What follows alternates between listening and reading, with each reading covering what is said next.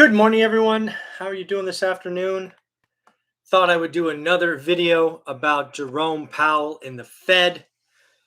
I have a sneaky suspicion that you and I, and specifically the stock and bond markets, not to mention the dollar and interest rates, we are about to go on a wild, wild ride. Let's just flash back to Monday. 48 hours ago, Monday, Jerome Powell in the morning is saying things like, you know what, this new mutation means we're going to have to take in more data. We're going to have to see how it impacts the consumers.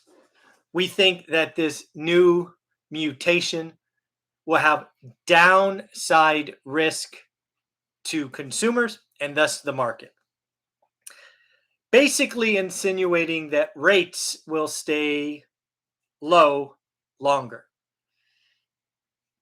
24 hours later, Jerome Powell comes out and says, you know what? At our next meeting, we are going to talk about tapering faster. Now, obviously, the insinuation is if you taper faster, you also raise rates faster. Folks, I have been listening to Fed speak since Alan Greenspan.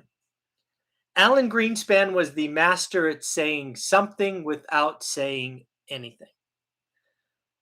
Jerome Powell is in a tough spot. So, what did he say yesterday?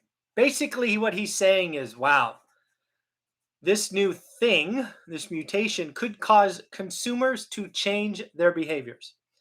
Maybe they will stop traveling. Maybe they will stop shopping. Maybe they will stop going to events. Maybe.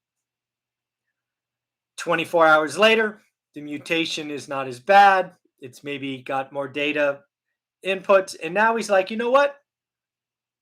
Inflation is a problem. We should at least talk about tapering sooner. You really have to parse the words. First, let's just pretend it's Monday, right? Let's pretend it's Monday. Do you not think that regardless, remember it's Monday, it's not Tuesday when I'm proposing this. Don't you think the Fed would have already been talking about should we taper faster or slower? I would argue that the Fed should be talking about going faster or slower at every Fed meeting. Now you fast forward to Tuesday, and Jerome Powell admits that one of the topics we are going to talk about is we're going to talk about tapering faster.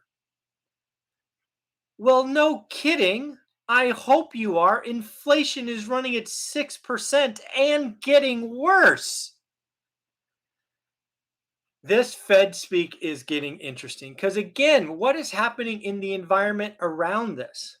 Well, first off, the 10-year bond market or the 10-year treasury, what a wild ride that has been. So, first off, the Fed comes out on Monday and says we're going to leave rates lower longer, and rates go up, kind of counterproductive or counterintuitive. Then today, the Fed says, or Powell says, you know what? We're going to talk about tapering. And then rates go down. What a wild ride the 10-year treasury has been on in the last 48 hours. Folks, at the end of the day, these folks are going to get together in December, and consumer behavior is what it is. We are spending records amounts of money on the holidays. Wage inflation is going really well. Jobs number Friday, jobs number Friday, 600, what was it? 600,000 was the over under, or was it 650? I forget. We had a challenge on this channel. But at the end of the day, right now, if you are evaluating one rental at a time, 30-year mortgages are cheap. And I'm shocked to say you that based on the bond market activity today, they're probably a little cheaper. I would not expect that to hold because, again, the Fed tapers faster, the Fed raises rates faster. At least that's the logical thinking. So, really, what I wanted to do here is for a lot of you that are watching this, the Fed and specifically Powell as the chairman, he is going to be talking or jawboning a lot. He is going to be trying to influence the environment in Wall Street. He doesn't want a taper tantrum. He doesn't want Wall Street to freak out. So he is going to be saying things so Wall Street gets ahead of the game a little. So I expect Powell to come out with a lot of Fed speak, which, again, going back to Greenspan, is a lot of fancy words that mean nothing. So that's what's going on with good old Jerome Powell. I think it's still fair to say that rates will stay low, and the rates are lower than they should be. I do not like where rates are. I think it is causing inflation. I think it is hurting too many people, but they are where they are. I do not have the power to adjust them up. So my goal still is to take advantage of low 30-year rates. I wrote offers yesterday as I shared on the daily financial news. I will continue to do that. Also, just so you know what's coming up later today at 6 p.m., I interviewed a CPA, yes, an accountant who does tax returns for real estate investors, talking about cost segregation, bonus depreciation, loss carry forward, all of the things that we were thinking about with our cost segregation expert. I brought on a CPA, and you will be looking at that. That video will be available to you at 6 p.m. Pacific tonight. Got a question here from Angel. No. Well, let's talk about this. Angel, this is a good question. Do I believe interest rates will go negative? So it's a question, Angel, about how you calculate negative. I would argue that rates are negative right now. I believe the interest rate is negative right now, and that is why I'm borrowing money. How can that be? Well, the 10-year treasury is at 1.3% and inflation is at 6. To me, that is a negative 4.7%. So, Angel, I believe interest rates are already negative.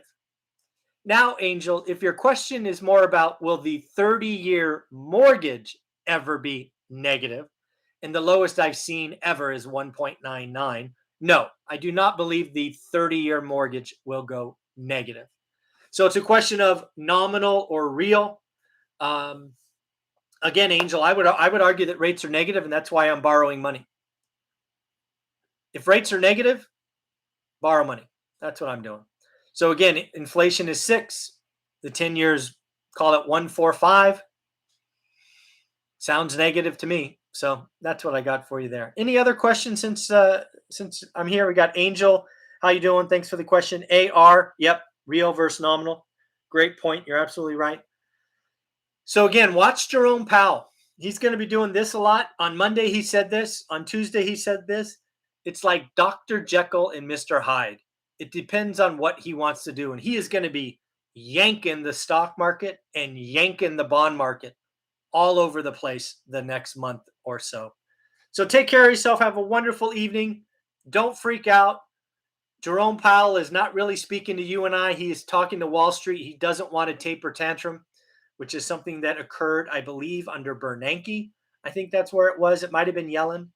Actually, I don't remember if it was Yellen or Bernanke. But anyways, have a wonderful day, everyone. Have a wonderful evening. Take care of yourself. And don't forget that cost segregation and whatnot. Here we go. AR for your Canadian audience. I love my Canadian audience. Folks, if you are in Canada or you invest in Canada, do me a favor. Connect me with other Canada investors or podcasters or whatever you want to call them. I would love to interview them. I have lots of questions. I would love to get on their channels. The environment is different. Just like AR highlights, you have 5-year money, you got 25-year AMs.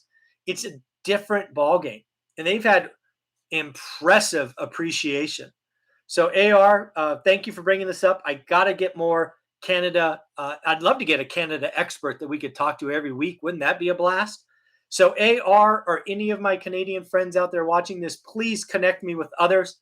I would love to get better coverage. And if you're in the rest of the world, Europe, Asia, Australia, South America, let's get something going. Let's bring one rental at a time to the rest of the world. So back to AR's question. For the Canadians, how would you feel about 5-year investing time horizons versus your current philosophy on 30-year money? First and foremost, I'm only doing 30-year debt. 5-year arms freak me out, at least in the United States, because I guess I have the option in fairness. I've not studied the Canadian market enough to realize how much of a true crash is possible. Maybe AR, you'll know. How did Canada do during the Great Recession? Did it actually fall? Were people on the hook? Were property values down, or did they stay flat for a long time? This is why I need to get some Canadian experts, or at least get one Canadian expert, and Europe and rest of world. So I would be concerned, frankly, but I'm not sure how much.